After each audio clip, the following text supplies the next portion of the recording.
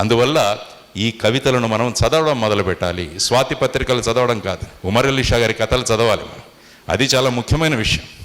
మనం చదవాల్సింది, మనం చూడాల్సింది ఆయన చెప్పిన విషయాలు. ఇంకా నా గురువు గారికి నేను కృతజ్ఞతలు తెలియజేస్తున్నాను. ఎందుకంటే ఆయన ప్రభావం ఏ విధంగా శాసన మండలిలో కానీ ఆ సమయంలో ఉన్న అసెంబ్లీలో ఆయన ఏ విధంగా మాట్లాడారన్న వాటివి కూడా ఇవన్నీ పుస్తక రూపంలో కనుక రాగలిగితే అది ఒక రెఫరెన్స్ బుక్గా మన దగ్గర ఉంటుందన్నమాట. ఎందుకంటే మన పిల్లలతో చదివించాల్సింది గొప్ప వ్యక్తుల చరిత్రలు, జీవిత చరిత్రలు.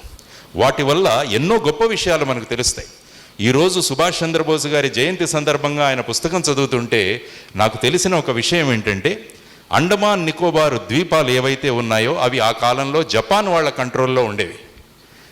సుభాష్ చంద్రబోస్ గారి స్థాపన, ఆజాద్ హింద్ ఫౌజ్ ఏదైతే ఉందో ఆయన సింగపూర్లోను, రంగూన్లోను, జపాన్లోను అక్కడ ఆఫీసులు పెట్టి నడిపాడు. వాళ్ళు జపాన్ వాళ్ళు అండమాన్ నికోబార్ దీవులు సుభాష్ చంద్రబోస్ గారికి ఇస్తారన్నమాట. అప్పుడు ఆయన వెంటనే చేసిన మొదటి పని ఏంటంటే ఈ ద్వీపాలకు పేర్లు మార్చేస్తాడు.